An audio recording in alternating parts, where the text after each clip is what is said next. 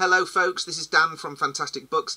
Thanks very much for your support for the M.A.B.L.E event thus far. It's been brilliant. We've been having loads of fun and loads of interaction under our videos and on social media, and I've been getting lots and lots of emails and things as well, and of course everyone's enjoying lots of book sales as well, so thank you very much indeed for supporting the M.A.B.L.E event. That's exactly what we're doing it for. In this next collection of readings you're going to hear tasters from a variety of our books. There are 7 in all, so go ahead and pause the video, go and arm yourself with a glass of your favourite tipple and a snack, find yourself a comfortable chair and curl up for this listen.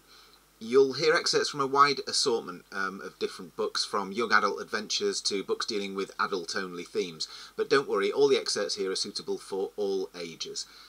A later compilation will show some of the authors discussing questions about their writing, and a number of them being interviewed on the book show on Talk Radio as well.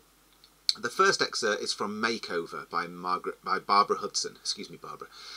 Set in Oxford, it's not a conventional romance, but a complex story of family relationships. The next is Disraeli Hall, a crime novel from Sue Knight, set in the north of England. Following that, we have the latest novel from former sports writer, referee and Sunday Times match correspondent Alan Coombs. We'll hear the opening chapter of his young adult adventure, Football's Not the Only Game. Then we have the opening chapter of Lisabeth Reynolds' powerful The Purple Bowtie, set in 1980s Miami. I Used to Be is the title of the next one. This is Mary Brown's debut novel, and though she's an experienced writer in other fields, inspired by William Golding decades ago, it took her until her late 70s to see it published. She provided potent portraits of her 2 protagonists, one barely out of childhood, the other entering old age. We then return to Sue Knight and her eco-thriller Waiting for Gordo, set in the Maldives. And finally, the opening chapter of Penny Grubb's award-winning crime novel, The Dollmakers. I hope you enjoy. Makeover by Barbara Lorna Hudson. Chapter 1, A Sunday in Oxford. Walter Farquharson's wireless was playing Mozart.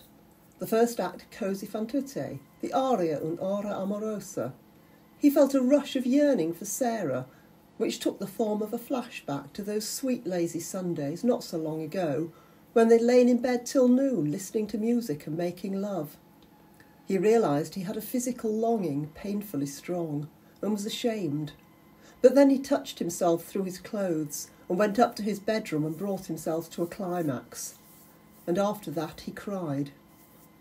Their splendid high-ceilinged bedroom seemed uncomfortably large for one person alone, and he wondered if moving to another room might help. This one was so full of memories. Walnut bookshelves, dusty but still glowing, ran the length of one wall. The books they'd owned in common were here, and their 2 armchairs, each with its own reading lamp on a delicate wrought-iron stand. On the door hung her robe of white embroidered silk. They'd chosen it in Chinatown, San Francisco, while he was on sabbatical. If you touched it, you could catch a memory of Chanel No. 5. Her empty scent bottle, a little glass swan, the first present he'd ever given her, still stood on the chest next to a line of framed photos, holding their babies, receiving an award, tending her roses, the bride at the wedding, Sarah Scott. That pretty 2-person rosewood sofa in the bay window, where they used to sit side by side and laugh at the antics of the squirrel family and the great spotted woodpeckers in the sycamore tree. He never sat there now. The double bed was unmade. His bedside cabinet was cluttered.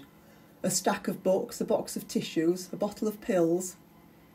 The one on Sarah's side was bare and veiled in dust. Although the bed was all his now, he still kept to the right-hand side. He'd left clothing draped over the chairs and the linen basket overflowed. A bulb in the large central light had failed, but he could make out spiders' webs swinging from the ceiling and across the corners of the room.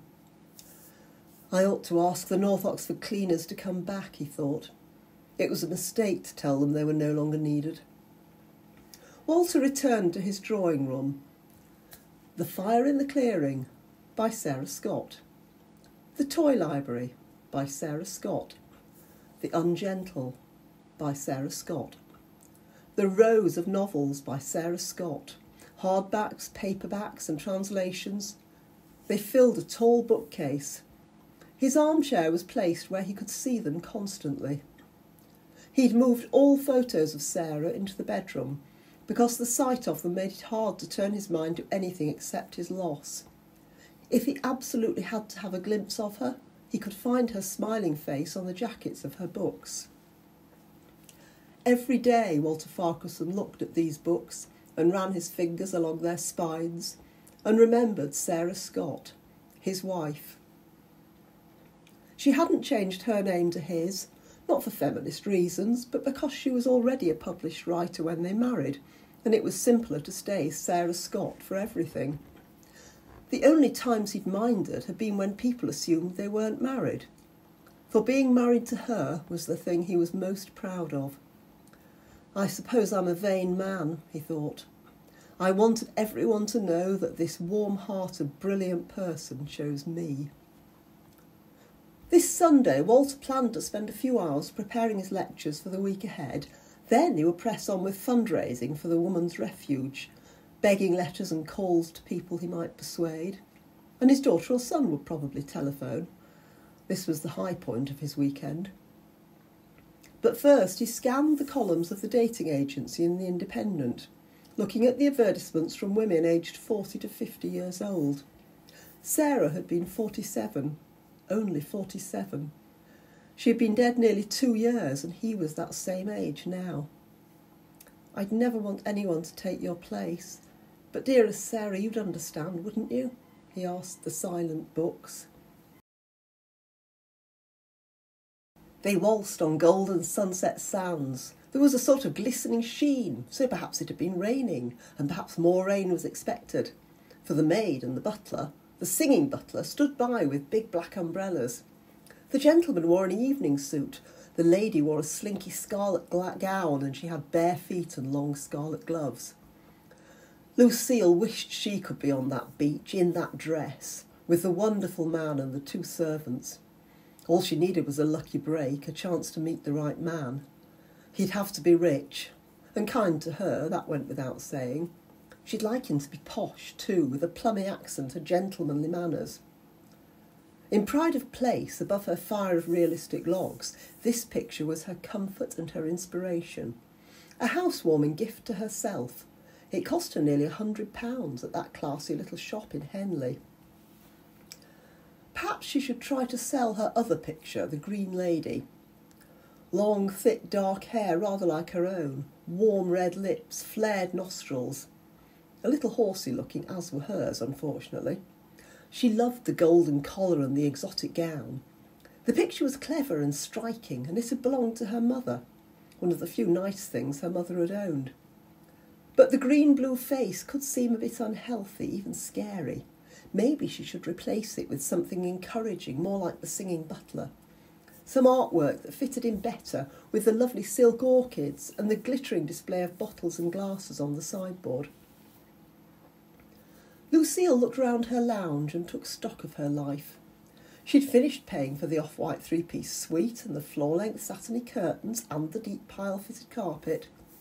Soon she'd be able to think about making her kitchen and bathroom more state-of-the-art. The kitchen was crying out for granite worktops and a shiny double oven. The bathroom was an even more urgent case. It still had avocado fixtures dating back to the 1980s. She cringed when her guests required the toilet. But the mortgage was manageable, and it made her smile to think she was now a homeowner. That made her middle class.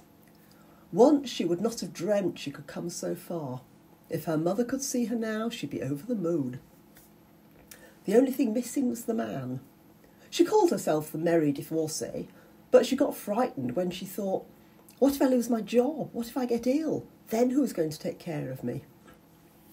Lucille stood up and stared into her large gilt-framed mirror and took stock of her face. My face is my fortune, sir, she said. Wherever did that come from? Good skin still, veiled in a light-tinted moisturiser. Perhaps this was nicer than the concealing product she wore on workdays. And just a hint of colour on the pouty lips. The less said about her nose, the better. Her eyes were her best feature. Her ex-husband, Jason Brown, called them bedroom eyes. They were big and seductive, even without the false eyelashes that she couldn't resist. Though today was Sunday and nothing in her diary. You never know who might come calling, as her mother used to say. Lucille looked like a Lucille, all right. She'd hated being called Mary, the boring name her mum and dad had saddled her with, and she was dead grateful to her friend Jilly, who said, "You can call yourself whatever you like, Mary." Such a pity she hadn't thought of it earlier. Her latest surname, Brown, wasn't alluring either. Perhaps she should change it by deed poll, go back to one of her previous surnames, Higgs, or her maiden name Carter. But neither of these was much of an improvement on Brown. Maybe it was best to wait till she found that husband number 3. The phone rang. She snatched it up, forgetting yet again that the caller's identity was shown on the little screen. "Hiya, baby," said the voice Lucille had grown to dread. She smashed the receiver down without speaking.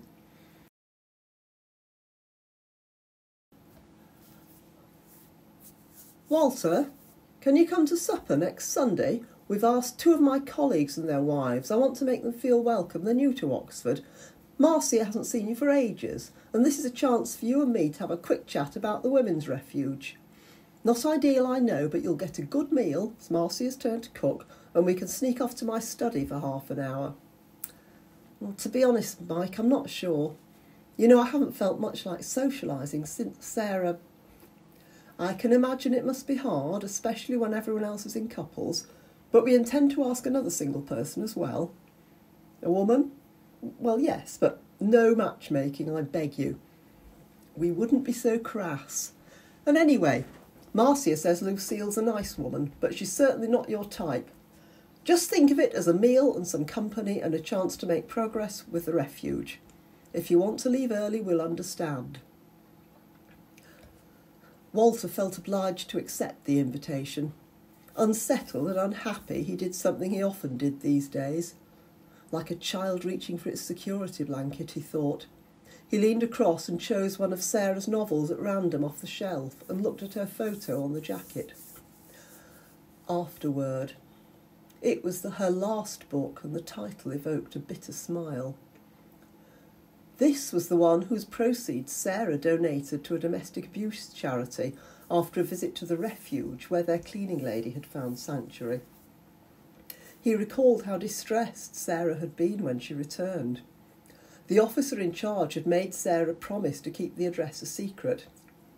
Otherwise they get men coming to beat the women up again or attack the staff, Sarah told him. And another awful thing, the refuge has to turn away women every week for lack of space. She put her arms round him and stood on tiptoe to kiss his mouth. "Walter, I'll never forget how lucky I am to have a loving husband like you, and it is just luck." "No, my darling, it isn't. I love you because you're so lovable." "It is luck. I'm no more lovable than those poor women. How fortunate we are, you and I. So it would be nice to give something back. No, that's not the right way to say it. You know what I mean." Walter had tried to soothe her, for she was close to tears. "It's not like you to be lost for words, my darling, but yes, I know what you mean." Walter went into the study and switched on his computer. He printed out his notes from the last steering meeting, the letters of support, and the record of donations received and promised. Soon they'd have to calculate how much was needed, and he'd decide what he should contribute from Sarah's estate. He knew it was sensible to take this opportunity for a meeting with Mike and get on with plans for the new refuge. And besides, making himself a hermit wouldn't bring her back, nothing would. For their children's sake he had to go on living in the world and find some purpose and interest beyond his work. Otherwise there was a danger he'd turn into a boring dried-up academic and an over-possessive parent. "And an over-possessive cat owner," he said to his cat Prissy, who had wedged her fat body between him and his computer keyboard. Once more Lucille's phone rang. This time she checked. It was him again, her second ex-husband, Jason Brown. She didn't pick up the receiver, but she remembered. When was it? 2 years ago? A month after their wedding, the first time he'd hit her. Lucille trembled with helpless anger. How could he find the nerve to ring her and call her baby after what he'd done? Unreasonable behaviour didn't come close. She'd heard his car sales business was minting it in, but she didn't get a penny maintenance. She'd been too ashamed to claim. And after she left him, he'd shacked up with that slapper Sally Ann. Now he wanted her back for a little bit on the side. It was Jason's fault she had to work for peanuts as a personal shopper at Richley's. This was a job that brought her into close contact with well-to-do, beautiful people, yet she had no hope of ever becoming one of them, a job that rubbed her nose in it. And she'd had to use all her savings for the deposit on the flat, and give up the car and do without holidays, and worry about her future. The phone rang again. No name on the screen, and a voice she didn't recognise. It was her colleague, not a friend exactly, Marcia Johnson, the Human Resources Advisor at Richley's, a rather stern lady with a small bust and enviably long legs. To her surprise, Marcia invited her to dinner. "An informal supper party, really, rather than a dinner," said Marcia. "Mike, my husband, wanted to ask some people from his department." "Your husband works for the social, doesn't he?" A hint of irritation. "No, he's a probation officer. We've asked two of his colleagues and their wives. One's wife's a teacher and the other one's a social worker. It's awful, I can never remember which is which. Oh, and we've invited that lovely man, Walter Farquharson, the one who lost his wife a year or so ago, the novelist Sarah Scott. He and Mike are old friends from university, and now he's approached Mike for help with this project of his. Sarah left instructions for him to set up a women's refuge, and he obviously hasn't a clue to go about it." "What does he do, this Mr. Farquharson?" "Professor Farquharson. He's a historian, fellow of St Nicholas College, and it seems he's tremendously busy with Sarah's estate. She must have left an absolute fortune. Her books have been on the bestseller lists, and I'm sure the royalties are still pouring in. He wants to use some of it for the women's refuge in Sarah's memory." Lucille said, "I'd love to come, thank you for asking me. I've been meaning to have you round for ages." Lucille thought, "No, you haven't. You're scraping the barrel. You want a single woman to make up the numbers. Human Resources usually think they're too grand to mix with personal shoppers. Oh well, it's an excuse to buy a new outfit. I've got to put myself about of it. It's sensible to accept every invitation, however unpromising. You never know. Even women and married couples have unattached men friends and might introduce you. Married men might soon be available again. As for widowers, if they've had a happy marriage, they soon start looking round. You have to be quick before they're snapped up. What's more, as well as being rich, this Professor Farquharson might turn out to be a very nice man." Darkness had crept into Disraeli Hall. It had filtered through the corridors of the empty servants' quarters and had begun to cloud the corners of the library where Sarah worked on, oblivious. She moved another pile of yellowing documents from her in-tray to filing and paused for a moment, caught by the beauty of the gardens illuminated by the low sun. The view from the massive library windows was always lovely, always. Even at that bleak moment of early February, where the black earth showed in patches through the skeleton of January snow. She had sat there through all the seasons, processions of them. She had arrived on a rainy spring evening and awoken to the glory of new green, and it had ended here at the tag end of winter. Wasn't there a word or an expression, a pathetic fallacy, something like that, where the weather or the natural world was in perfect sympathy with the plot? It certainly fitted her story. She had arrived here so full of hope, a new life beginning, and it was ending like this, a servant where once she was chatelaine. How dramatic that sounded, as if she was an unfortunate young lady in a Jane Austen. No, it would be a Victorian novel, surely, a Mrs. Henry Wood. The Misfortunes of Sarah Cavalier. No, Mrs. Cavalier's Troubles. Well, get on with your cataloguing, Sarah, she scolded herself. She needed the money. That was one of her troubles. And Clifford certainly wouldn't pay her for sitting around. There was nothing Victorian about him. He was very much a high-tech man, and she didn't think she could hope that he, as the new lord of the manor, was going to recognise her sterling qualities and take her away from all this to be his bride. If he did, that would be pure Mills and Boon, wouldn't it? And where would his young Sloaney wife fit into the picture? This had been Sarah's favourite room when she first came here. There was no information superhighway here then, just walls of old books with their cosy smell. She used to sit at the massive windows looking out over the formal garden, imagining herself the second Mrs. De Winter. There she was at Mandalay, only, unlike its anonymous heroine, she had a name. She was Sarah Cavalier. She could almost see the gardens in their full spring glory, the plans they had had. She and Leah were going to... The vivid sun, uninterrupted by the skeletal trees, shone its farewell right into her eyes. Her watch shocked her. Where had the afternoon gone? It'd be getting dark in no time. The sun was so low on the horizon, even Max would have left, and Mrs. Max would be long gone. Nobody stayed at Disraeli Hall after dark now.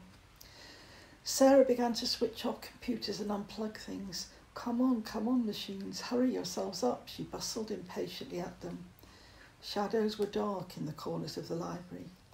Night had flooded in behind her while she was lulled by the brightness of the setting sun. But all the precious documents and books had to be carefully stacked away, though there were few of them now. As they were scanned and catalogued, they were disappearing into the vault.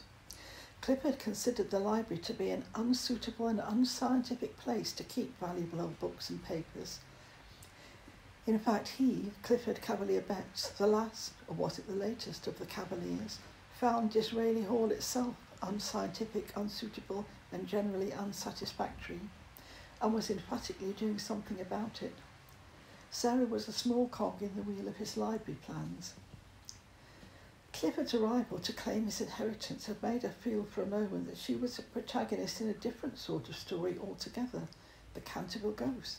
Had there been a family ghost? Had there been such things as ghosts? Because no ghost could have survived Clifford, he could rationalise anything away. The library was clean of books, as the grounds were going to become clean of the tall old trees, and the rambling moorland approach to the house was being replaced by a clean-cut drive that would lead straight to the tramway. Disraeli Hall, soon to become hotel, was being swept clean so that it could host the Benjamin Disraeli experience. Facts about the great man would fill the library on interactive machines. Never had he been so catalogued, so dissected. Never had such information been gathered about him, from the labouring of every chair he might have sat in to the tiniest detail of his politics. But something had been exercised after all.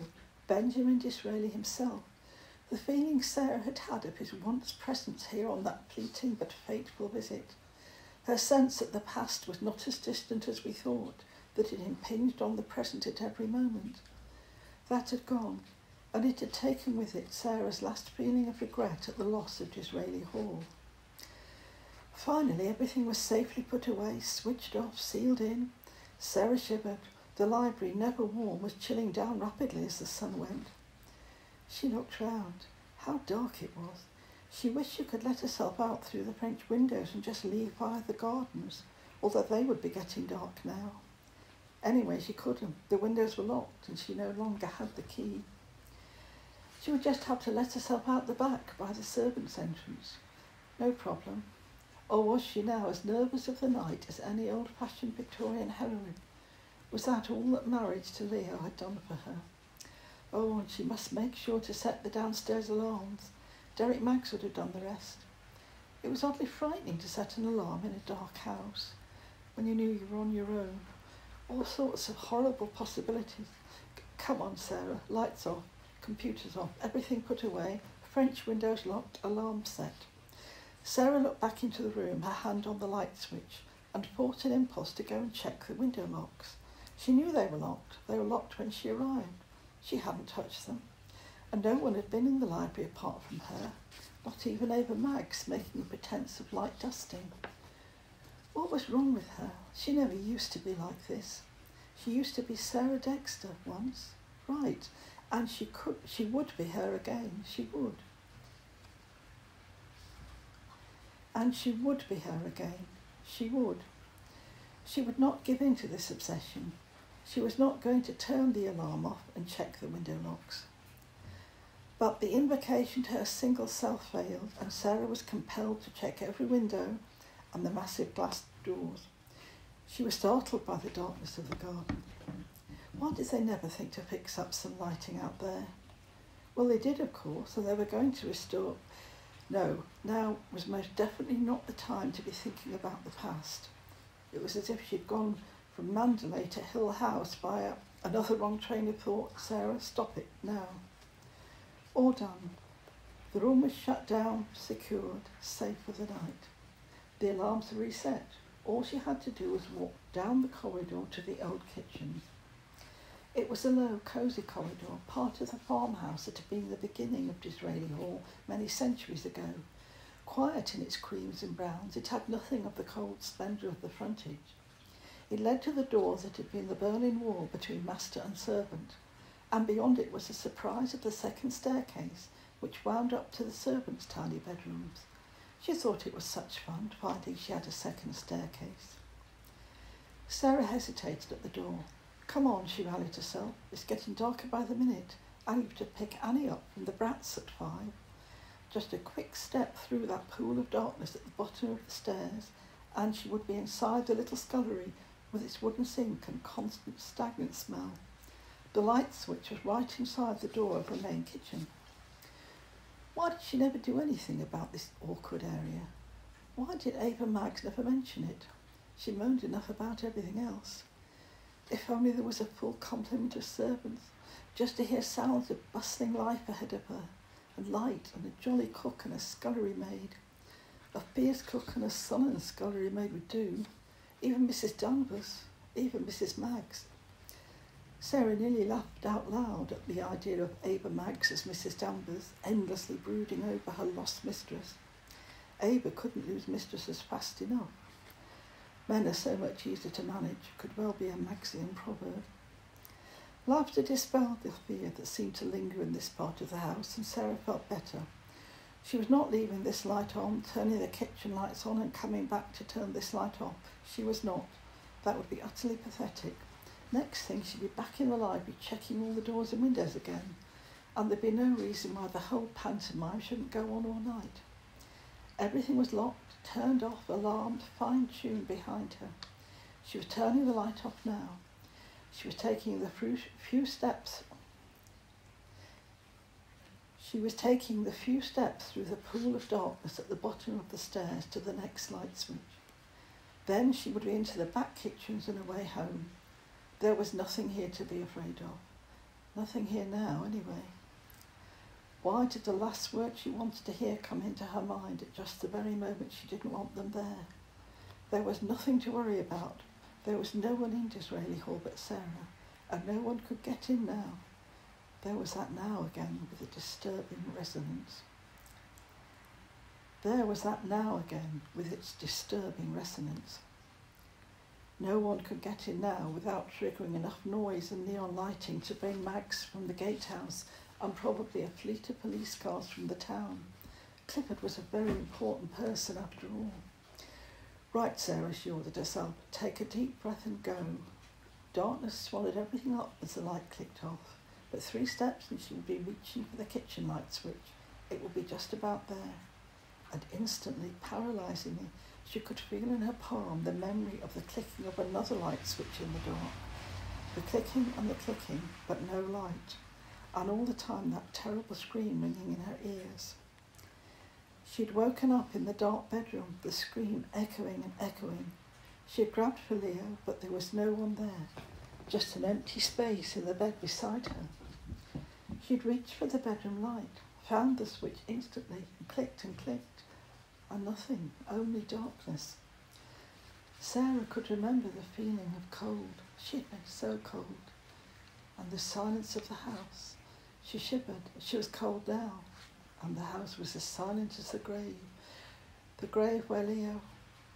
She had called Leo into the darkness of that night and heard the echoes of her call fade back into the waiting silence.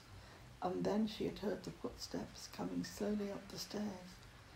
No, she would not think about it. She wouldn't remember it. It never happened, never. If she didn't think about it, it didn't happen. She would get the light on and get out of dark Disraeli Hall, but her fingers were frozen, unable to reach for the switch. Which horror was worse, standing here in the pool of darkness where it must have happened, or trying to turn on the light and finding? Finding what? Grow up, Sarah. Whoever had stood there waiting on the night of the scream and the footsteps that came slowly up the stairs, was waiting for Leo, not her. They were long gone, undiscoverable apparently. Why would they come back? And as for the dead, they don't war. She knew that. The dead were dead. They were conscious of nothing at all. Believe that if you won't believe anything else, Sarah. Who had said that to her? It had comforted her then, and it consoled and strengthened her now. She reached for the switch again. But the second before her hand found it, the light came on. Football's Not the Only Game by Alan Coombs. Chapter 1. Grove Celtic. First time I saw Jaffa was in August. I guessed he was in his late 40s. He looked frog-like riding his bike, and I nearly choked when Willie told me he was a football manager. For a start, he was chubby, fat even, with saucer eyes and a mouth that grabbed for air like it was in short supply. Maybe he had asthma. He was riding a too-small bike, a kiddie's cycle, I thought, so his legs crooked ridiculously at the knee. They were almost touching people on the edge of the pavement as he rode by them, and he was a short arse. On his back was a mini rucksack like girls sometimes have. Stuck to the corners of the bag were Celtic crosses. "That's him," Willie said. "That's Jefferson." I couldn't believe my eyes and ears.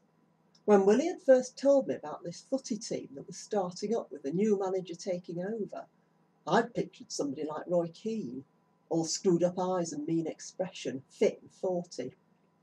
Jefferson was none of these. You'd even have a problem taking him seriously as a grown-up. "So he's going to be the boss at this Grove Celtic youth team you want me to sign up for?" I asked Willie in disbelief. Willie sounded a bit hurt by my tone. "Yeah, he knows his stuff, Harry. Football mad he is.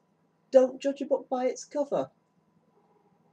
"He doesn't look the part to me," I said. "Looks more like a man who never kicked a football in his life." Willie adjusted his ridiculous baseball cap with its outsized peak and looked at the sky, maybe so he didn't have to look me in the face.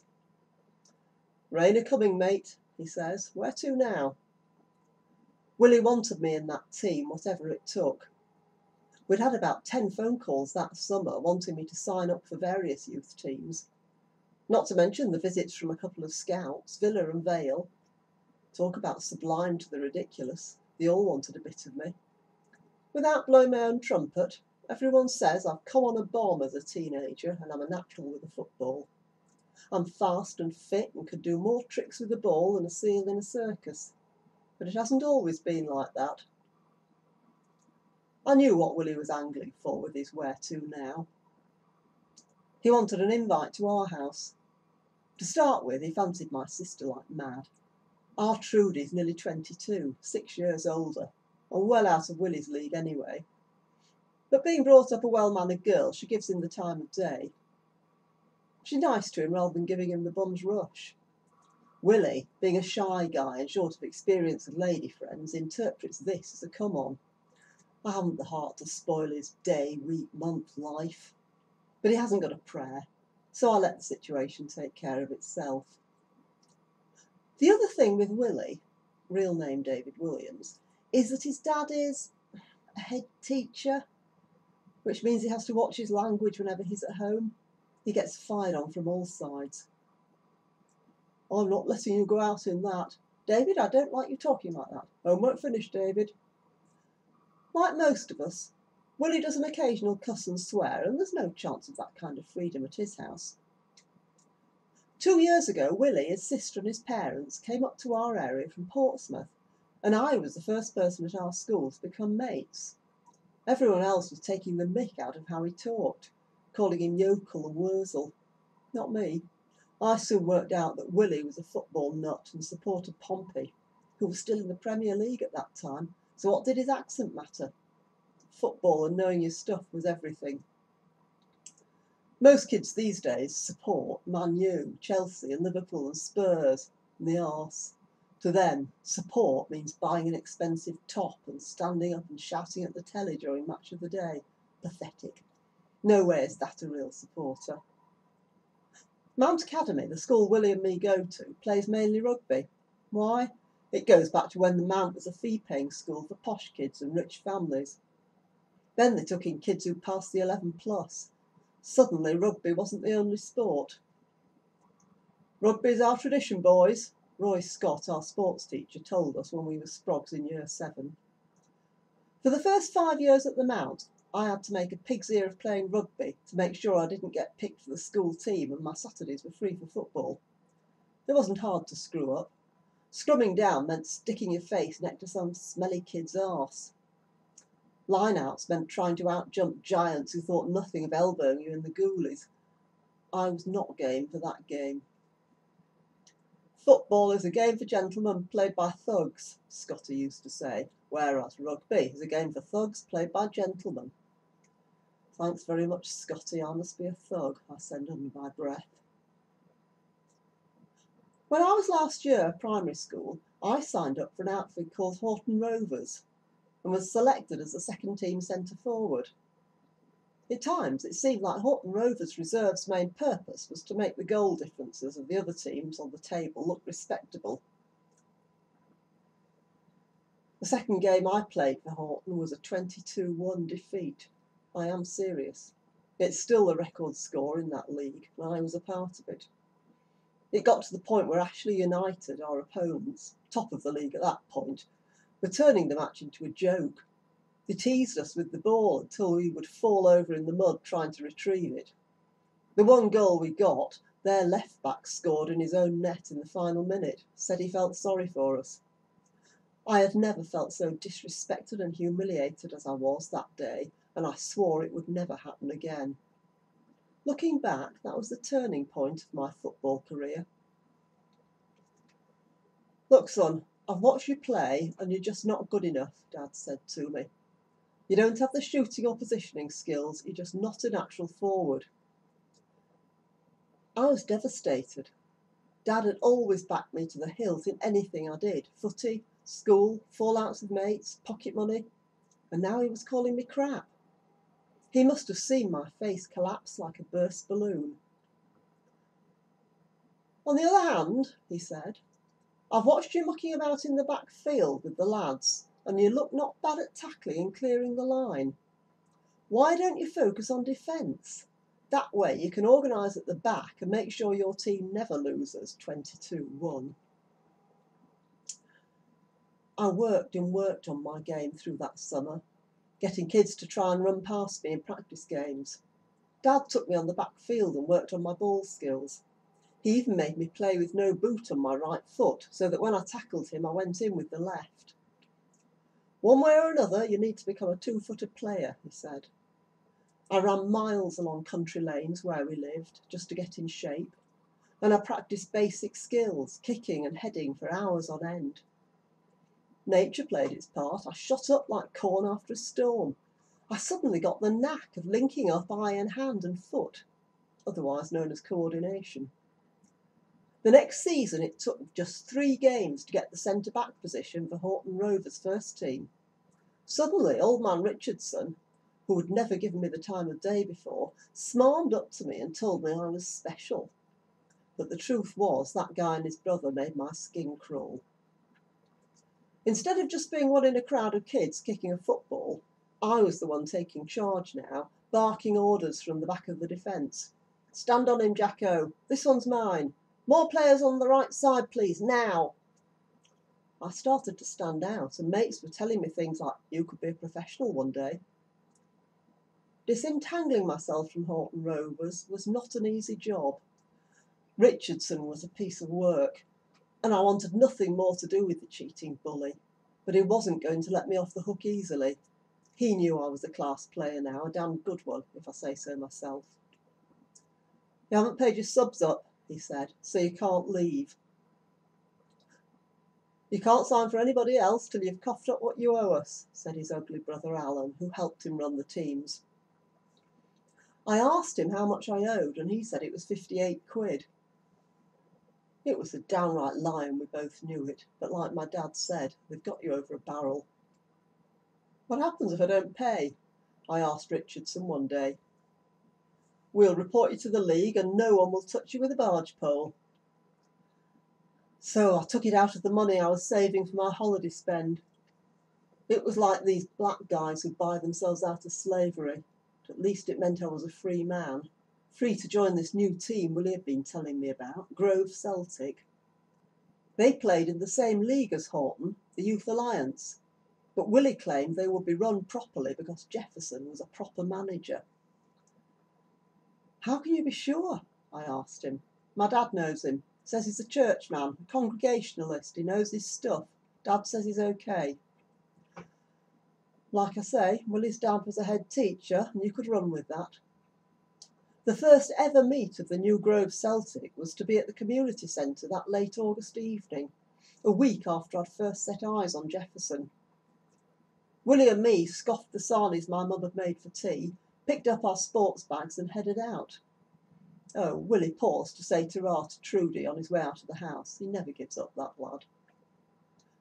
When we got to the centre, the room we were meeting in smelled of leather. I sniffed the air. New boots for a new season, Willie said. Jefferson, the cycling frog, stood before a small pub table which had a huge beige holdall on it, presumably put there by him earlier. Not only was it zipped, but there was a padlock on the zip. Hello, David, he said to Willie. Willie nodded and Jefferson turned to me. Pleased to see you, lad, he said. You'll be Aaron. Are you our new centre-back? I nodded. Everybody calls him Harry, Willie told him. What does he want me to call him? Jefferson asked. Harry will do fine, I told him. Hocko was already there. Trevor Hopkinson, that is. At age 13, Hocko had dwarfed most of his teachers at 6 feet 2 inches. Now, 3 years later, he was even taller, far taller than me, but much skinnier. On the field, he looked like a strong wind would snap him in half. So lengthy was his stride that he could scoop down the wing like a rabbit on acid. Pity he didn't always carry the ball with him. Useful at corners was Hocko, whether taking them or meeting a well-delivered ball with his head. I guess he was a junior version of Peter Crouch. Next to arrive amazingly was Dougie. Dougie Vinton would have been in contention for the world's laziest person, except he'd be too idle to turn up for the final. But put him on a football field and he came to life. He was one hell of a keeper. His head was surrounded by a bush of fuzzy blonde hair that sometimes looked like a halo. This had the effect of making his form look that much bigger when he was defending a corner. If you saw Dougie in the street, you thought twice about speaking his name in case you woke him. And if you did, his reply was always the same, "Hey up, Twinkle." We got used to that saying. He used it on the park whenever he was about to throw the ball out to a teammate. "Your ball, Twinkle." To Dougie, we were all twinkles. As the season wore on, Jefferson used to go mad with him on a regular basis. "We haven't got 10 twinkles in the team, Dougie. Call the name or the ref will book you." Dougie nodded in acknowledgement, but it never changed a thing. By the time Jefferson got up to speak that day at the community centre, just 10 of us had gathered. You could nearly touch his disappointment. That wasn't enough for a squad, team and subs, much less the reserve squad we'd hoped to build and enter in what was a quality youth league. Over the years, that league had been a breeding ground for loads of young players who'd made the grade in the lower levels of professional football. Willie told me 10 players had been offered professional contracts in the last 6 seasons. Jefferson stood up in front of a small table, nervously shuffling the holdall on the top in front of him. There was much throat clearing, and then he started. "Welcome, guys, to the inaugural meeting of Grove Celtic." I liked that, inaugural. When I was playing for Horton, old man Richardson would never have used a word like that. First would have been enough for him. Using inaugural gave Jefferson a touch of class. We may not be a big group yet, but we'll grow, he said in a confident way that made me believe him. Right, I want to set some ground rules. Your captain for this season is David Williams. He indicated with an open hand where Willie was sitting. Most of you know David. You know he's a good footballer and an honest, reliable person. That's what I want in a captain. This small youth, who I didn't know, asked a dumb question. What about when he's not playing? We'll deal with that if we get to it, Jefferson said. And before anyone could challenge him, he added, next rule is about team selection. For now, that will be me and me alone. The youth who'd spoken up, who I later learnt was called Ian Zamontas, spoke up again. We haven't got a team yet. There's only 10 of us. Where are you going to get the other players from? Oh, they'll come, Jefferson said. Like you, I'm a bit disappointed with today's turnout, but that's just a hiccup. It went quiet while Jefferson looked around, but there was no challenge. Training nights will be on Tuesdays, here at the Grove Community Centre. I've booked it and I've paid the rent. 6:30 to 8:30. We'll do fitness work indoors and use the floodlights for match practice when the nights close in. The guy was less and less like a cycling frog, short, sharp and to the point. I looked round the room. All the kids there looked impressed, but he had still not delivered his coup de grace. With deliberation, he unlocked the small padlock and slid back the zip on his huge holdall. What he lifted out and held up for everyone's view caused a sharp intake of breath. In one hand he held a shirt, in the other a pair of shorts, and they were class. The shirt had horizontal green and white stripes, with the thinnest of black lines running along the edge of each green stripe. The shorts were the same green, but with a brilliant sheen to them, and a black and white facing.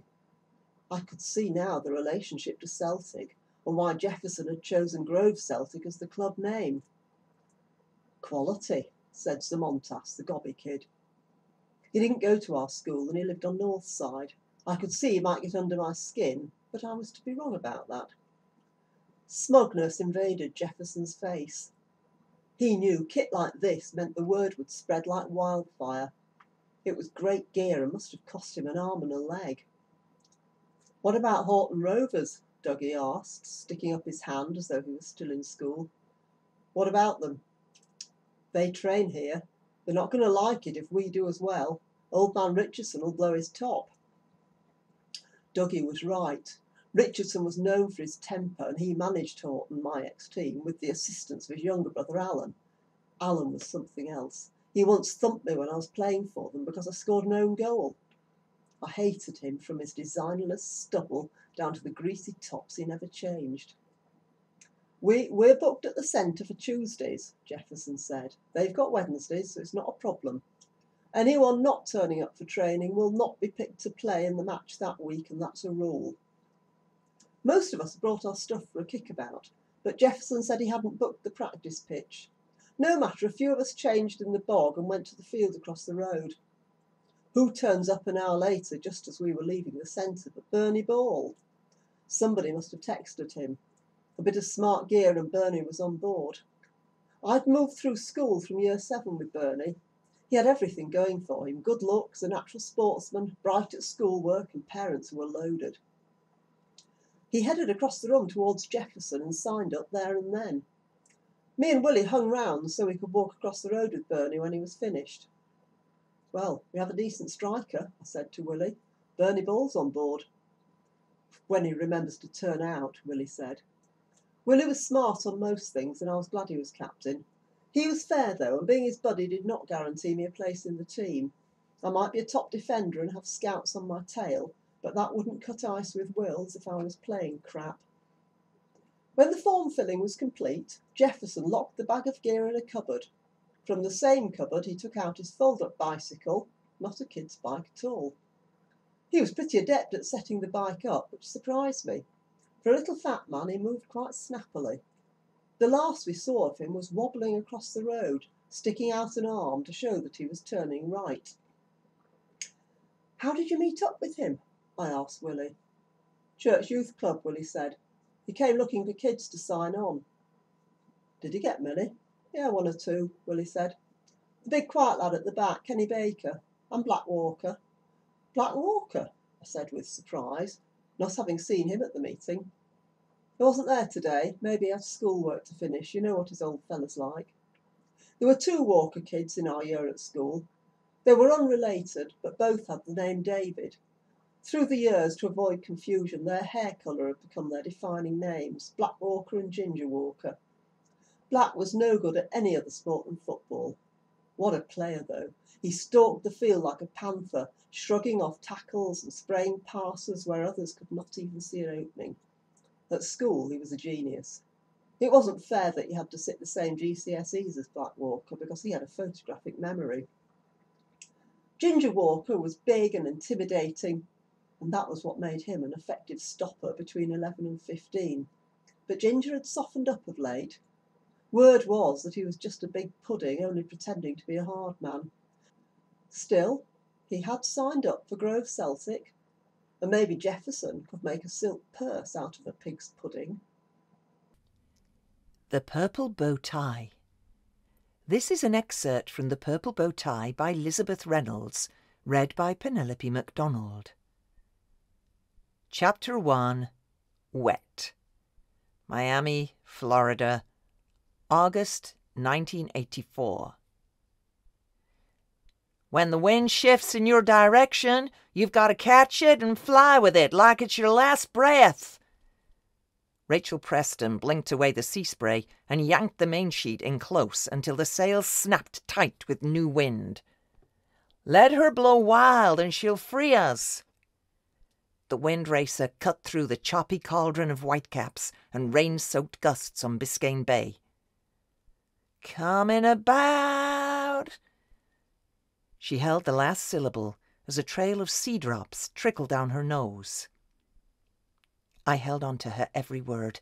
We had been sailing together only 90 minutes, but already I felt her life force breathe inside me, and the wind kept pushing me toward her as if to lead me to treasure deep within her dark eyes.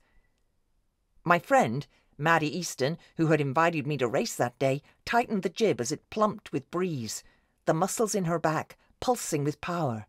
Her drenched brown hair stuck to her face, her soaked T-shirt pressed over her large bosom. The three of us ducked in unison as the boom sliced across the deck, skimming the hair on our wet heads. The wind grabbed the canvas so quickly, I marvelled at Rachel's command of it. "That was a beauty! We're ahead on the final leg!" I yelled out, captivated as the breeze combed our captain's hair and set Raven's strands free to fly on the wind. "Don't go getting soft and easy on me now." Her gritty country accent played on my sensuality like the slow build of sex. "What I meant was—" "Shut up and sail. We could win this race if you don't get cocky." Rachel's words cut me with the same keen edge as the slanting reins. I'd been helping Maddie with the jib and was now seated on the starboard, acting as ballast, trying to keep the boat flat for more speed. Suddenly, the sail caught a gust, and the boat tipped sharply to one side. I grasped the side of the boat with my hands and legs and hiked out over the water without a harness. A sudden whitecap slammed my face and shoulders, knocking me off balance with my head bouncing off of the churning seas. Mattie braced her feet, locked in the jib, reached back with those long arms of hers and yanked all 110 pounds of me up into the boat. Wordlessly, her angry grip told me how embarrassed she was over my disregard for safety and sloppy sailing. For a few moments, I questioned how I could have been so distracted that I risked the race. There was no doubt Rachel had gone to my head. My eyes descended to the stern, where I watched Rachel's right hand wrestle with a shimmying rudder. Water roosed a tail behind her as we pulled further away from the other sails. Mattie stood proud on the helm. "Rach, we're 3 lengths ahead. For a weekend sailor, you're awesome." "Keep the sails trim. There's puff off the starboard bow in 5, 4, 3, 2, 1. With the wind tight inside the sails, we all felt the sudden surge as Dream On gained speed. "Beautiful work, ladies." all 5 feet 6 inches of handsome woman, stood stalwart as Rachel forced the rudder windward to match the subtle wind shift. She was firm yet yielding, one with the wind and waves, a seasoned skipper. The polished wooden hull of the Dream On glided at a cleaner clip. Within seconds, the flag of victory waved across our bow. I could see every tense muscle in her body relax. "We did it," she sighed. Maddie tethered the jib, stretched her long, lean frame past me, bear-hugged Rachel and lifted her high in the air. "My darling Captain, you're beautiful." We shocked him. Rachel pushed her spray-soaked hair back from her face and looked past Maddie toward me. "Yeah." Maddie slowly lowered her to the deck. "Congratulations!" My arms wrapped about both women's shoulders. With our sopping T-shirts and shorts clinging to each other, we snuggled to share body heat. "Lisa, for someone who hasn't competed in 10 years, you sailed damn well." Maddie's forceful slap on my back couldn't mask the frustration in her voice. Fierce in the heat of the race, she had been forgotten by Rachel in victory. "We needed you, Lisa. Thanks."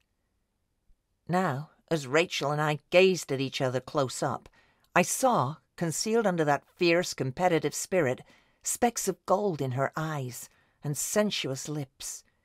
She was only a few inches taller, but her tenacity to win towered above me, and her slender physique somehow held more muscle than my swimmer's build that day. Ahead of us, one small motorboat slapped the waves as several passengers from the sailing club cheered us on in hooded yellow slickers. Behind us, the Key Biscayne Causeway buzzed with traffic. To the west, the multicoloured condominiums and international offices of downtown Miami were shrouded in storm clouds. To the east, the grandstand and stage of Miami Marine Stadium that filled Miami evenings with the music of Julio Iglesias and Michel Legrand were empty and silent. We steered Dream On into the Key Biscayne Marina and moored her.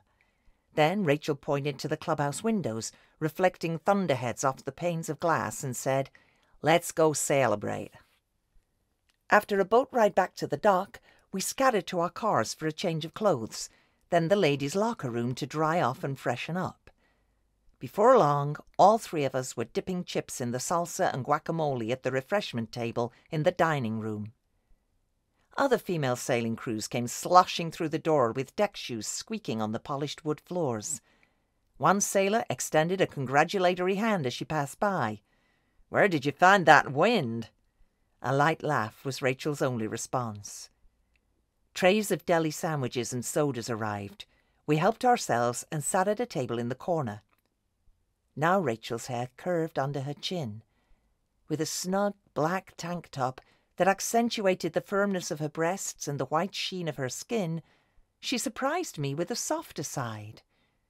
Once again, I felt as though I was being pushed by an invisible force towards her. Ignoring the feeling, I eyed my sailing mates and asked, "Where did you two learn to read the wind so well?" "Rach taught me," Matty replied, now dressed in jeans and a short-sleeved denim shirt. Earlier, Maddie had confided that when she and Rachel first met, she wanted more than friendship, but plain-talking Rachel insisted that a roll in the hay was not worth losing a friend over. After 5 years of inseparable friendship, Maddie and Rachel were like blood sisters. My ex, Lawrence, taught me. We sailed the Caribbean for 2 years together and lived at Bahia Mar Marina in Fort Lauderdale. What about you? As Rachel spoke, her hands sculpted the air, shaping the textures of her words.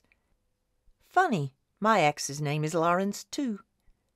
I pondered for a moment, wanting to change the subject, so I told her that I raced on a lake in upstate New York as a kid and loved lying on deck, listening for the wind's crazy shifts.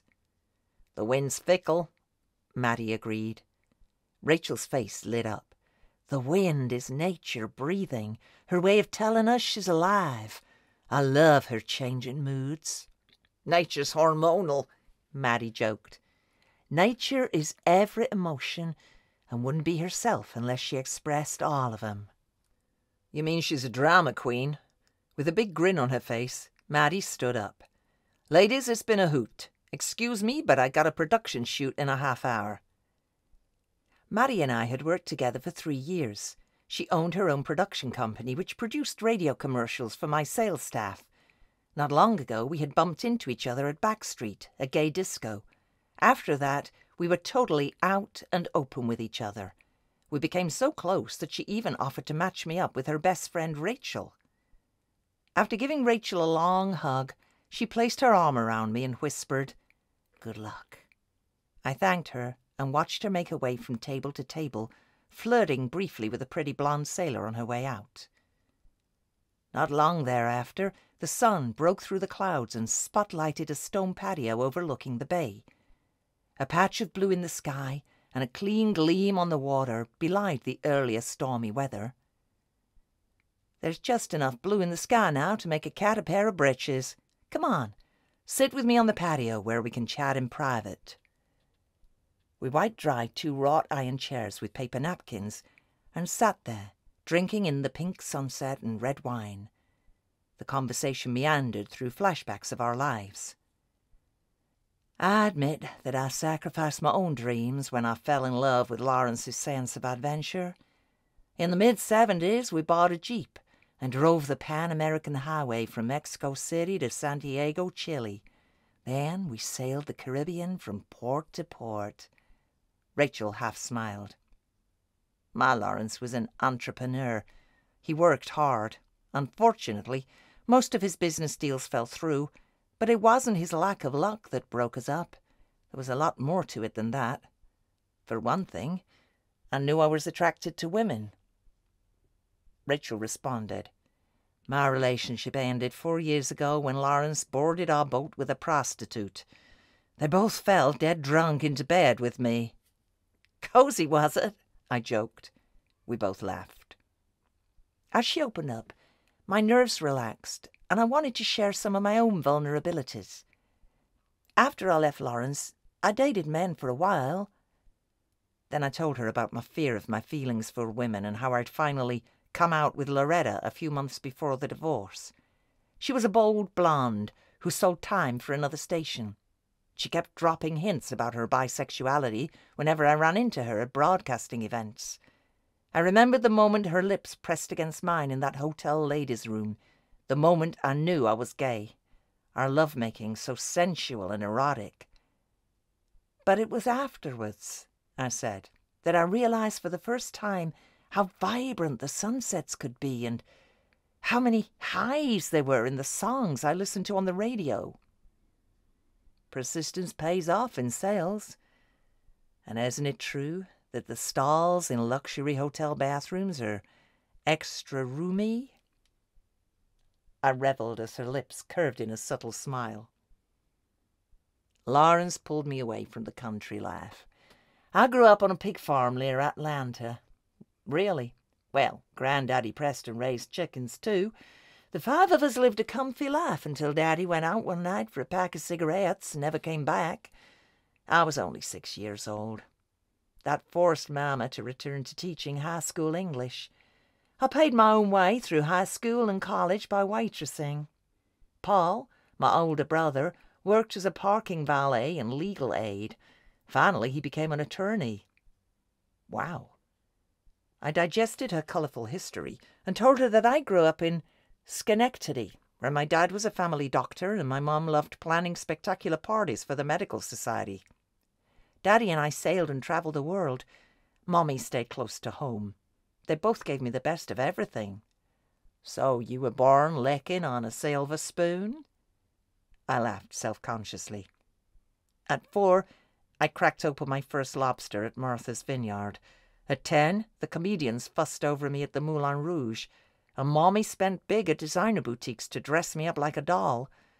Work for us was an afterthought. Until the divorce. What happened then? Daddy remarried and pulled the plug on money. Mom went to work in real estate and I fell into this radio manager's job in Miami because I spoke Spanish.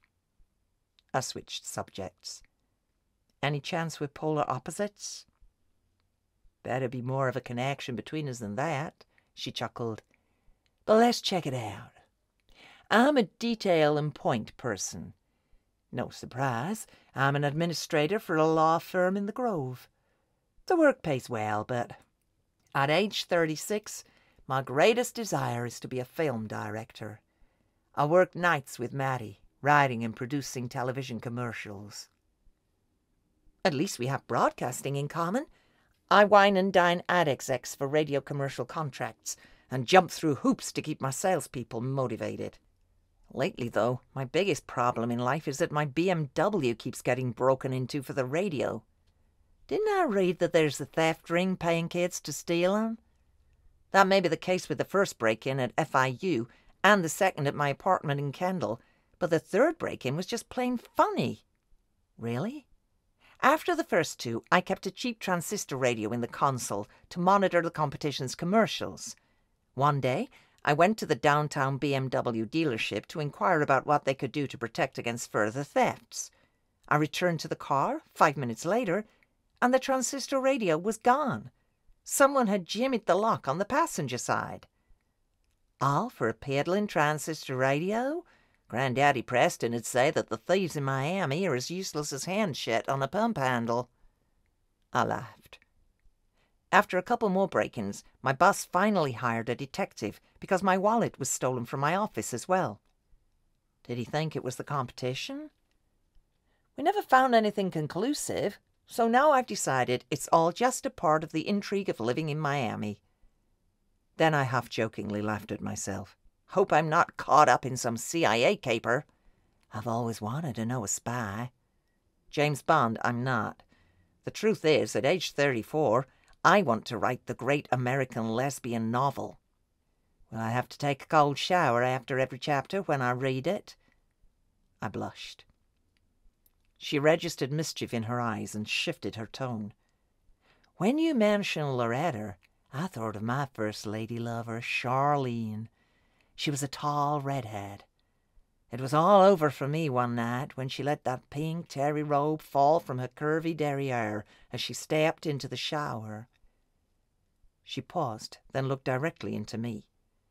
When I tasted the sweet water on her nipples, I fell into an altered state. The naked description made me melt between the legs. This isn't foreplay, is it? Just teasing. Her sexy voice settled into a monotone. Do you think that a sexual fantasy can lead to a transformative state? I surveyed my sex life. Fantasy never existed for me and Lawrence, but with women, my mind is a whirl of erotica. On the fringe of my brain, I saw the image of a svelte blonde woman with blue eyes in bed with me, whispering in my ear. I knew her as Ricky Angel. When we made love, her sexual fantasies transformed me into a Don Juan. I was her sensitive man. She taught me to delve into my masculine sexual imagination, to patiently explore all the sensitivities and nuances of her body with touch and understanding. Suddenly, my mind sobered and returned to Rachel. I deliberately did not mention Ricky. My sensations are more heightened with a woman. As if reading my fantasy, Rachel said, "The femme in Charlene brought out the masculine part of me. Know what I mean?" I nodded, wondering just how psychic Rachel was. My affair with Janet gave me a different perspective.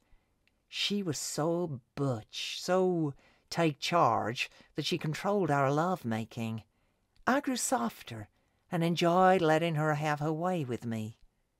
Did you ever let a lover play with both your masculine and feminine sides? My jaw dropped. Her perceptions of androgyny and sexual transformation were so much like mine that she seemed to have climbed into my head. Yes, I felt that with Ricky. She leaned forward. Who's Ricky? Did I miss something? Heat flushed my face. After Loretta went back to her former lover, I had a few one-night stands before I wandered into a lesbian support group. That's where I met Ricky. We've dated on and off. This had been a messy affair, and I was embarrassed to meet Rachel's gaze. Ricky's love of women conflicts with her faith. She's bounced back and forth between play acting straight in church and falling into bed in homoerotic bliss at home. A smile masked Rachel's disappointment. I squirmed a little. But let me be direct with you. Our relationship is waning. Still smiling, Rachel abruptly changed subjects. Do you like French food? Her question put a smile on my face as I recalled a delectable moment with Loretta in Paris the year before. Yes, and I love Paris. The streets of Paris breathe new life into me. They seem alive with magical ghosts. I eyed her with a nostalgia that came from a distant memory that I couldn't quite grasp, and admitted, in Paris I explored my sexuality and discovered new feelings and new parts of myself. When I walked on the cobblestones in the middle of the street, I felt that if I turned one over, I would find another life that I had lived in another century in some part of the city. Isn't it amazing that you could find a missing piece of yourself on those streets, even through the clouds of diesel? She paused briefly. But what I miss most about Paris is connecting to the creative energy of others there. When I was 20, I studied at the Sorbonne. I craved the heated conversations with friends over a café crème. I miss Kathmandu. My memory conjured the famous lesbian bar. I admit, I also miss those wicked French cigarettes. We went on to discuss the peculiarities of French plumbing, Julia Child's recipe for soup au pistou, and the overly efficient meter maids in their powder blue uniforms who really are quite a nuisance. Even as night fell and we walked to our cars, we continued to be held by the spell of Paris. We hugged goodbye. Our embrace was strong, tight, and full of the intense connection of a day that had surprised both of us. 1 week later, I sat nervously in my office at the radio station, alternately reviewing a pile of contracts on my desk and staring at the black and orange walls. Earlier that morning, I had left a message on Rachel's answering machine and was anxiously awaiting her call. Conversations from visitors and other radio personnel seeped in from the waiting room. My secretary, Rosie, was running from one salesman's cubicle to the next, giving each of my staff a rundown on the commercials due that day. Suddenly, Pete Colombo poked his head through the doorway and gave me a gentle, "Buenos dias, Lisa. May I come in?" "Sigue, por favor." I rarely discussed my private life at the station, but Pete was one of a handful of gay people I had come out to. Every time he walked into my office, I could visualize us together, splitting a Greek salad over lunch at a nearby restaurant. Pete and I always took off our masks there and shared our most intimate vulnerabilities. It was a relief to be out to each other, as rumours abounded about who was and who wasn't gay in the Miami broadcast community. We knew we were talked about. Pete was a husky 5'7" with curly reddish blonde hair and a well-trimmed beard to match. Dressed in a crisp 3-piece business suit, he handed me a 52-week contract for Wardham and Ford. Great rate. No es cierto? It's top of the rate card. Felicidades, Pedro. His pale skin always took on a flush whenever I complimented him. He was a sensitive, confident young man with a great future. Gracias, jefa. As he dashed out to his office, the phone buzzed. I picked up right away, hoping it was Rachel. "What a surprise! You called me, Lisa Robertson. What's up?" She sounded cheery and out of breath. "Just wanted you to know I'm ready for that French dinner." "Oh?" "Ricky Angel and I have parted ways. It's over." "Has the wind shifted in my direction again?" After a brief pause to prepare for possible rejection, I replied, "Yes. How about we catch the wind together and take another sail? I'll bring the Bordeaux, baguette, and brie." "Wait just a minute now. Aren't I the skipper?" She was feisty, and I played along. "Aye, aye." Rachel whispered sensuously, Come with me to Paris. I just bought an airline ticket. The surprise offer set me on the edge of my seat. My heart pumped, and a warm moistness played between my legs. But I composed myself. When are you leaving? Day after tomorrow. Now her tone was aloof, and it shocked me into wanting her. Stone silent, I thought it through. The mysterious serendipity and pull of our connection, the pulse of Paris coursing through my blood, and my sexual longing simmering for her, all wrapped themselves into one gigantic knot in my stomach. Thoughts about the radio station darted through my head. We were ahead of our projections, and August was the best time for a vacation. I knew I could convince my boss. I listened to her light breathing on the other end of the phone. An extraordinary calm overtook me. I could feel her hopefulness transmitting over the phone lines to me. The stunning telepathy caused me to plunge ahead. Okay, Skipper, let's go. We'll let the wind take us wherever she wants to. You have been listening to an excerpt from The Purple Bowtie by Lisabeth Reynolds, read by Penelope MacDonald. I Used to Be by Mary Brown. I shouldn't be here. Where am I? My voice sounds thin, owl-like, an old woman's voice not much used. I shouldn't be anywhere. You're in hospital, dear. The voice smiles. It looks like a hospital. Beds, each with its drip attached.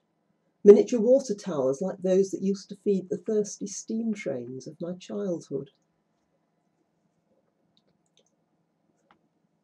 I remember the remains of a water tower on the tip. It had lost its life-giving tube, unlike the water towers here, and looked a bit like a gallows, a symbol of death in that place of life, so incongruous.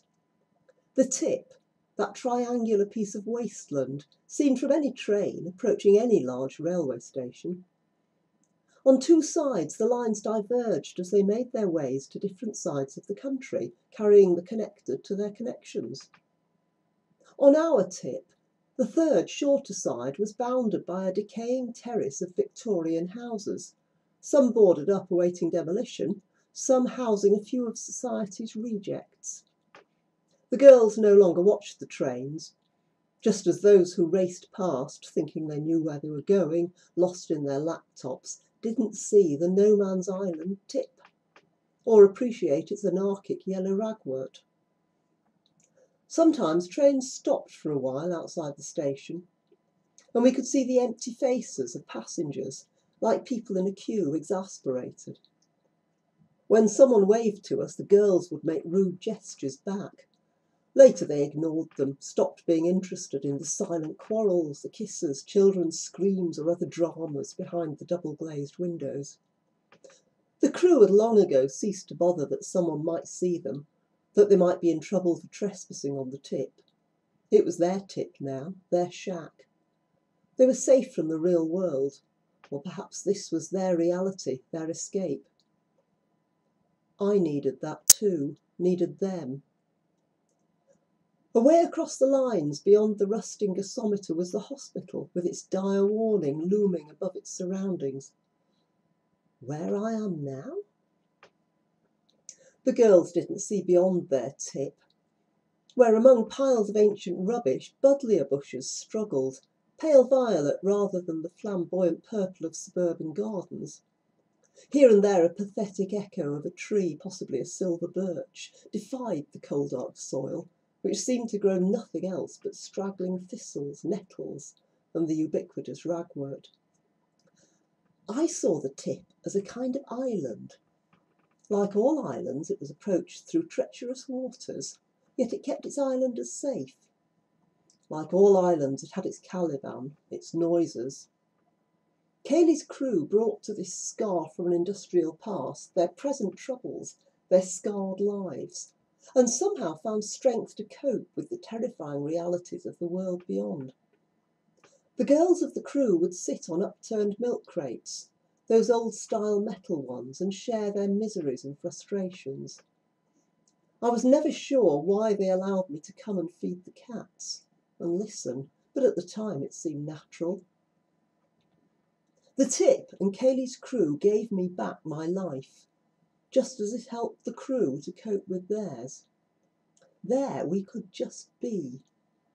Now I've chosen not to be, but it seems this isn't allowed. How did I get here? Why am I in hospital? The smiling voice has gone. I shouldn't be here. I haven't been in a hospital apart from those tests since the day Mark was born. How well I remember that day. I hadn't expected it to be easy. Kaylee wasn't an easy child. Why should she be any different giving birth? An epidural was prescribed early, but this didn't stop her histrionic screams, learned, I suspected, from television. In other circumstances, perhaps Kaylee might have had a stage career. I remember the midwives exasperated. "Push, dear, push! You must help your little one into the world." Kaylee ignored her, pushing ineffectually between what must have been disturbing, even if painless, contractions. "Push when I tell you, dear." "I'll push when I fucking want. Whose baby is this?" "You need to push with the contractions. You know that." "Remember your breathing," I said, trying to soothe the writhing Kaylee, cursing myself for encouraging her wish to be the mother of this child, born of despair, out of a whim. "Fuck off, I want to stop breathing. I just want to be dead." Another scream. "Think of baby. Fuck baby, and you. Go away, let me die." The midwife, working hard to ignore Kaylee's swearing, finally said, Kaylee, that's enough." "Yeah, I've had enough of you and all." "You're upsetting the other mothers." "You're upsetting me. Fuck the other mothers. They must be as fucking crazy as I was. Who wants to be a mother? I'll have her took into care." She did not hear me say, quietly, not sure if it was true, "You don't mean that." "You'd think no one ever had a baby before. Your mum went through all this for you." The midwife's infinite patience was almost exhausted. "More fool her then. I never asked to be born, any more than this poor little sod did." The midwife now ignored her, concentrating on sucking the child safely into the world with a Ventouse cup. Finally, she put the tiny yellowish-grey baby, covered in slime, screaming on Kaylee's chest. A lovely little boy with a good pair of lungs. Kaylee stopped crying instantly, but the midwife's relief lasted only moments. "There's been a mistake. My baby's a girl." She pushed him away, crossed her arms against him. "Your mistake, I'm afraid, my dear. There's no mistaking his sex." "I'm not your fucking dear. I ain't been carrying a boy around all this time." "Now, who said it was a girl?" "I just knowed it were. I don't want no fucking boy." Exhausted by the long hours of emotion, I almost shouted, "He's a baby, Kaylee. Your baby. A boy baby." Now it seems I am the one in hospital. I hope I'm not behaving quite like Kaylee did. But it's so frustrating. I am so thirsty. There is a jug of water and a glass, but I don't seem able to sit up and get it. I am so tired and thirsty. Waiting for Gordo by Sue Knight. She couldn't sleep. Last night, cramped in sardine class as they flew over the subcontinent, Miranda had longed to lie down, to stretch out, to be comfortable. She could neither read nor sleep. She'd even envied Jim, relaxed beside her, happily absorbed in a compendium of aircraft crashes. And now here she was in a vast king-size bed, Jim snoring gently beside her, and she was wide awake. She could go for a walk round the island. That might be soothing. The islands were lovely at night. She looked at her watch. 1:15.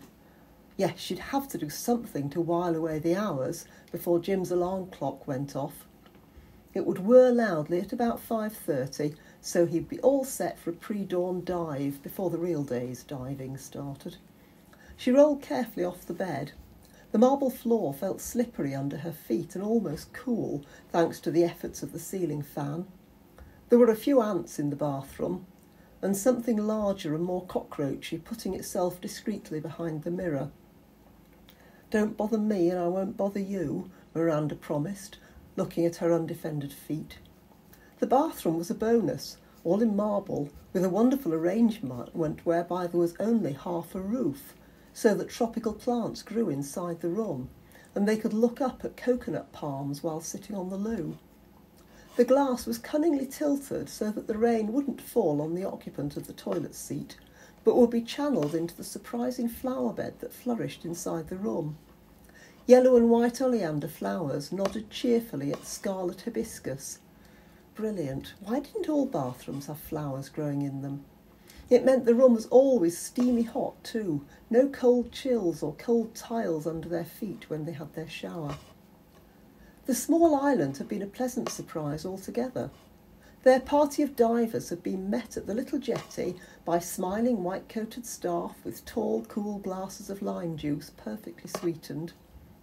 Then hot-scented flannels had been offered round while they waited to check in.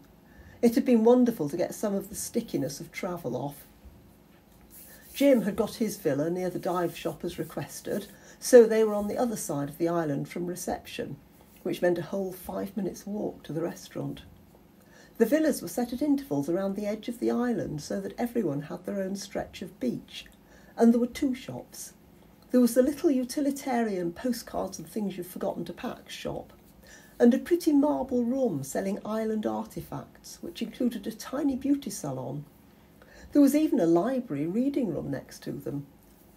It was a small office with a fan, a television and a shelf of bodice rippers. They were mainly in German, but there was also a set of alarming comic books in Japanese.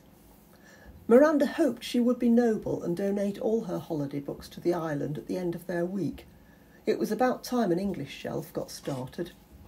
She'd bought Janet Frame's 3-part autobiography with her on this holiday and was longing to get started on it.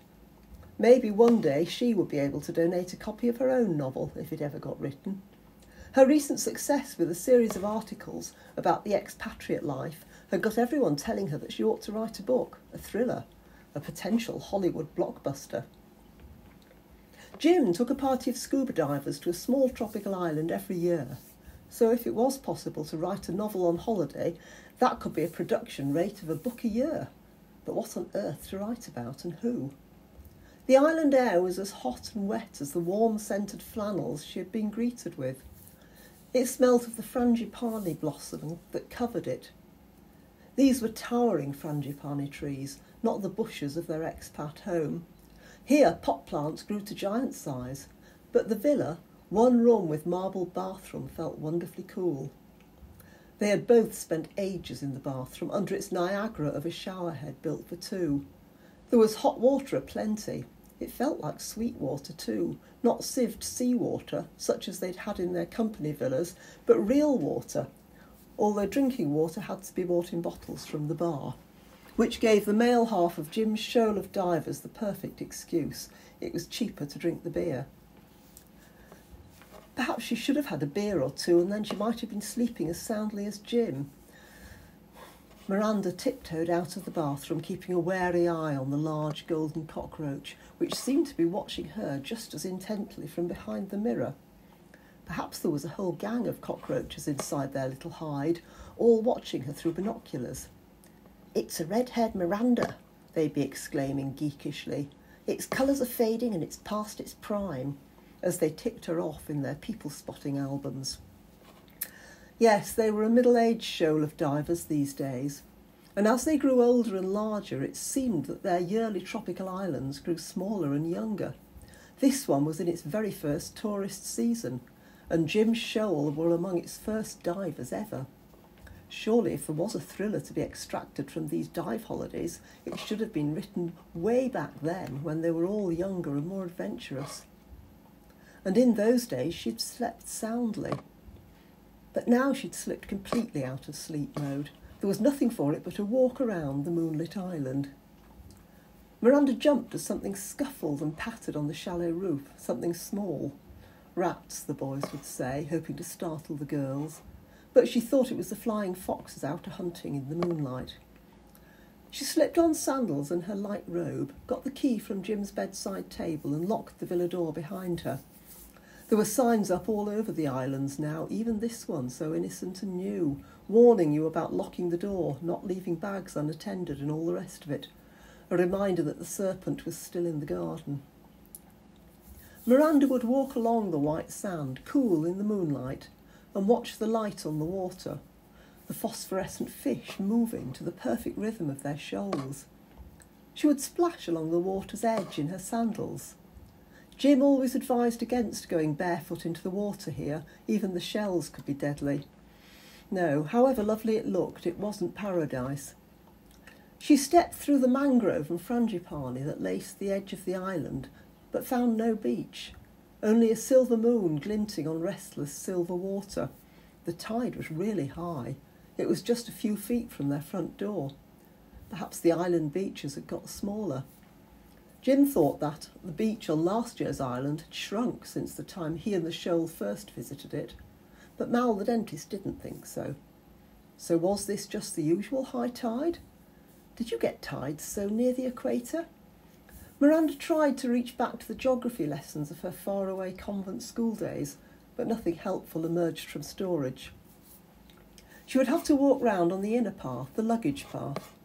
She tiptoed through the sandy space between the villas, having to sidestep to avoid the vicious little thorny plants that had somehow got loose on the island. They would be rounded up and exterminated when the early morning gardeners began their rounds. The stars were shining brightly, full of joy.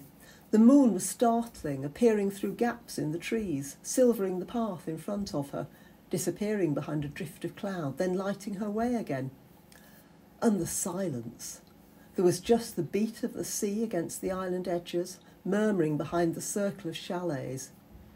She would walk past reception, round to the dive shop and back to their villa. She looked at the face of her watch in the moonlight. It was funny how different time was at night.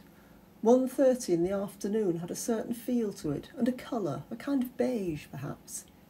It signalled a long stretch of boredom in Miranda's department, with all the hot hours of the desert afternoon still to come. And here the hands of her watch were in exactly the same place, but it was a different feeling altogether. This was an immeasurable time. The next hour could be as long as a night, or slip away unnoticed in her dreams. And she would sleep, she was determined. The gentle crash of the waves on the sand was so relaxing, even though she worried that the sea was nibbling and eating at the edge of the island.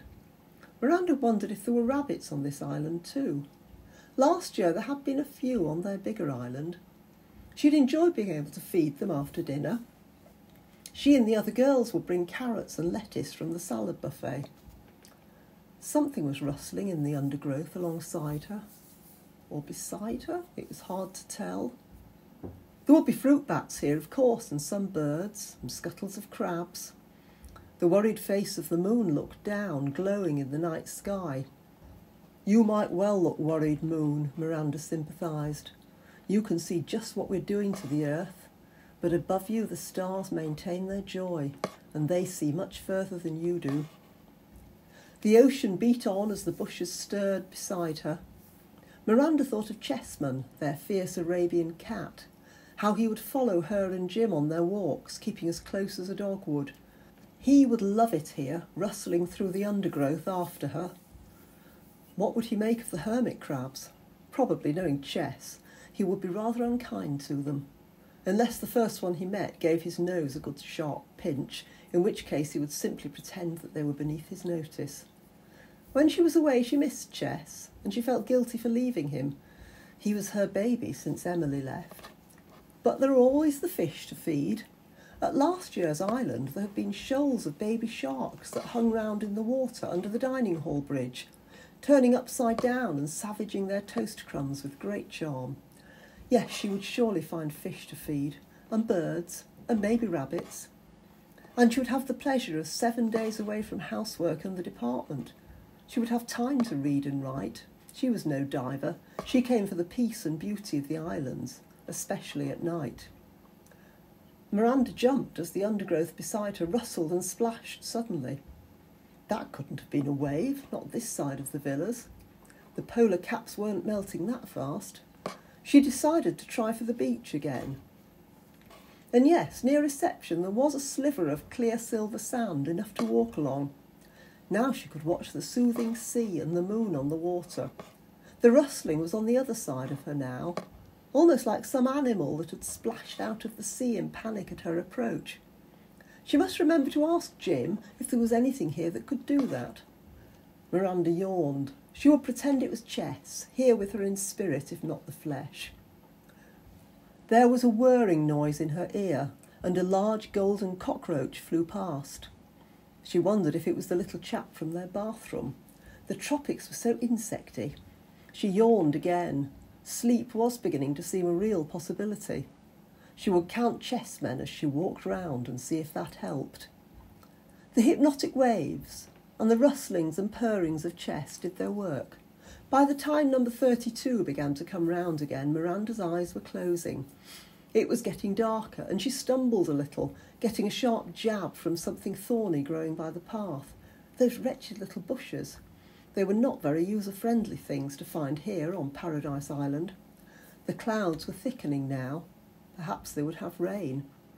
On the best trips it rained torrentially, but at night, so that by the morning all was fresh and clear and sunny.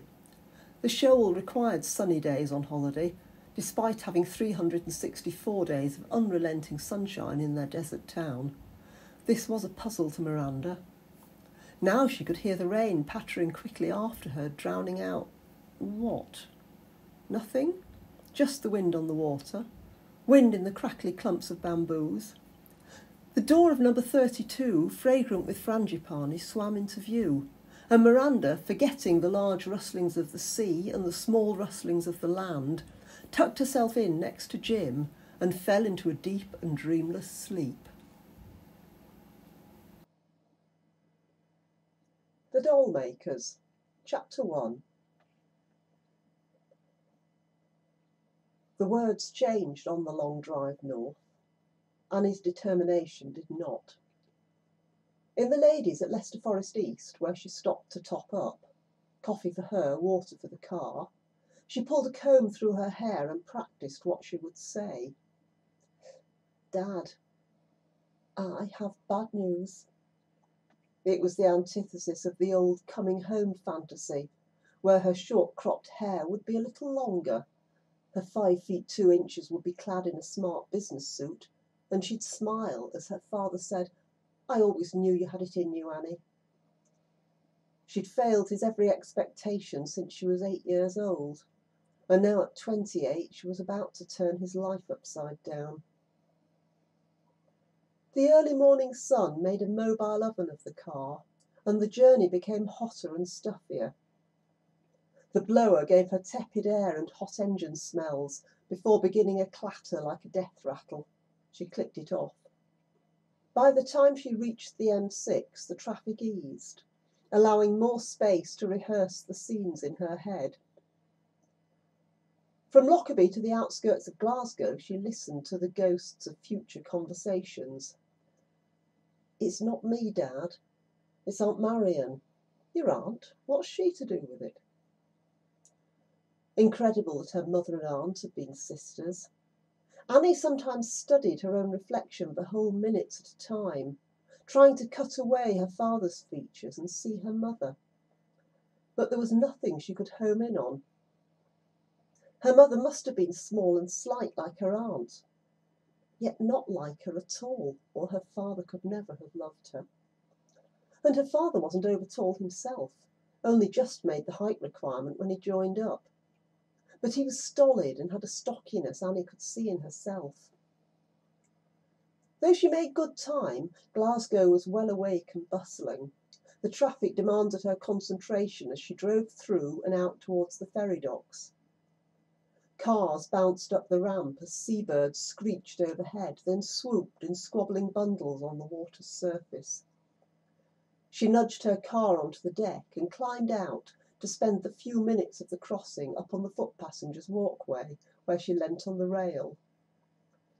The sea air rushed over her as the ferry pushed its way across the Clyde. The light changed, the clarity of early morning giving way to the haze and heat of the day. For a minute she surrendered to the sensations of coming home, the smell of the sea, the empty mountains rising up ahead. Her aunt's voice on the phone had pulsed with excitement. "A massive drugs consignment, Annie, so exciting. Lost in the hills. Your father's had a terrible time." She could dilute out her aunt's exaggeration, but her father had confirmed a customs sting gone wrong. Drugs had come this way. Not the huge pantechnicon that her aunt imagined. Drugs Consignment Limited blazoned on the side of the lorry, but something big. She wondered if it had crossed here, on this ferry. And where had it headed, and how had it been lost? A customised vehicle, maybe, or customised people. As she squeezed back into her car, she looked at her fellow passengers, but surely there were no drugs mules amongst this lot. Last lap now. Tell him, get it over with, face the consequences, no other option. He'd give her a rough ride, but he would come through for her. Facing him would be part of the penance. If she still had the BMW Aunt Marion had bought her, she'd be almost home. But the old Nissan coughed as she jigged it down the ramp, and she daren't take the direct route over the mountain passes. As soon as she could, she'd swap this overheated vehicle for tracksuit and trainers and get into the hills. Nothing cleared the mind better than forcing muscles to their limits. She'd taken to pounding up the Victorian stairways of the older stations once she'd moved to London. They were every bit as good at getting thighs and calves to screaming pitch and lungs to white heat, but lacked the challenge of the hills, hidden ravines waiting to trap the unwary who strayed from the tracks. As Annie parked outside her father's house and shut off the engine, a movement caught her attention. A small figure carrying a covered basket scuttled down the path that led from the mountain track. A memory superimposed itself, then fragmented. Annie stopped. Her mother's face shimmered just out of reach at the edge of her mind. The girl's head shot up, maybe sensing Annie's stare. Their eyes met. It was the girl from the doll makers delivering dolls to the shop. The girl ducked her head and scurried on. Annie turned away. This drugs thing had better be nothing. She didn't want to find her father weighed down under his own problems. She'd brought enough new ones with her. Bag over her shoulder, she marched up the path. The door swung open, and her smile froze. It was the housekeeper, not her father, framed in the doorway. For a moment they stared their mutual dislike, and then footsteps hurried up from the darkness of the hallway. "Annie, you're early," her father said. "How are you?" She sensed more than saw the tiny twitch of a knowing smirk.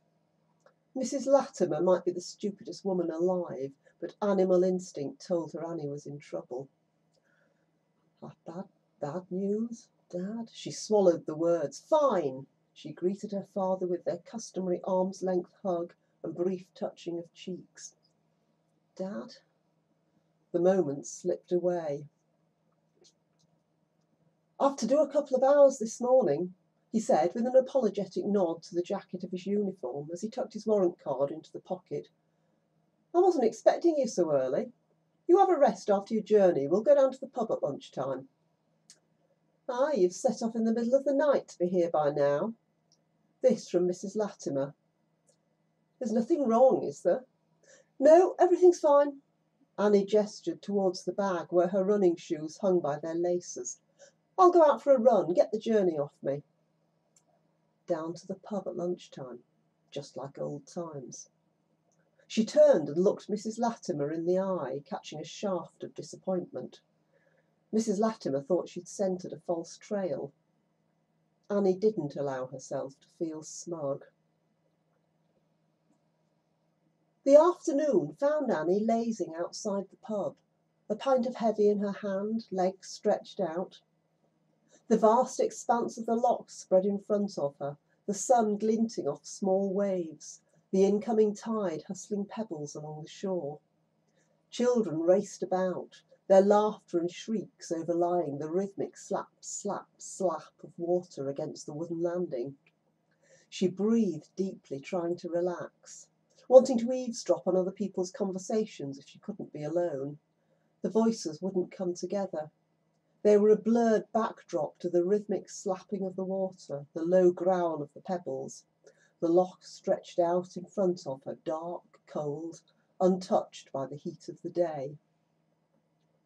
A shout from the crowd of children down by the jetty pierced her protective shell. "Dad, see what I've got!" Dad, it's bad news. She cut her eyes towards the group, half focused on the young boy pulling at something he'd snagged below the quay. Freddie Pearson.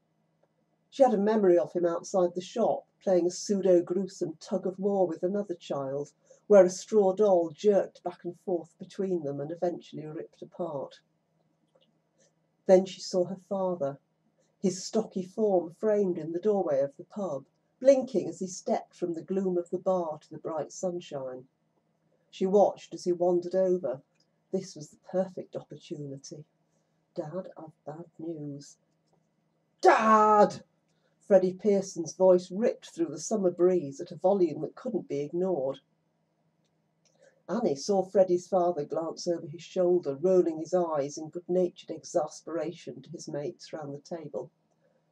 "Good lad, Fred," he shouted. "Reel it in like I've showed you." Annie lifted her feet off the ground, flexing muscles that weren't used to these hills. "Looks like the rain'll hold off." Her father pulled out a chair to sit beside her. He smiled. "Dad," she paused to swallow, her mouth suddenly dry. As she met his gaze and started to speak, they were both jarred by a bellow from down by the water. "Dad!" Freddie was seriously frustrated now, his yell so sharp that everyone turned. He'd reeled in his catch, struggled to lift the rod high enough for his father to see what swung on the end of the line, high enough for everyone to see. Annie's mind gave a horrified lurch, a flashback to two boys laughing over a torn doll, its smile incongruous as straw spilt from its severed limb. She saw the pint pot slip from her grasp in slow motion, tipping as it fell, brown liquid and foam spraying in the splintering of glass. As it shattered at her feet, her eyes focused again on the children by the landing. That was no doll on the end of Freddie's line.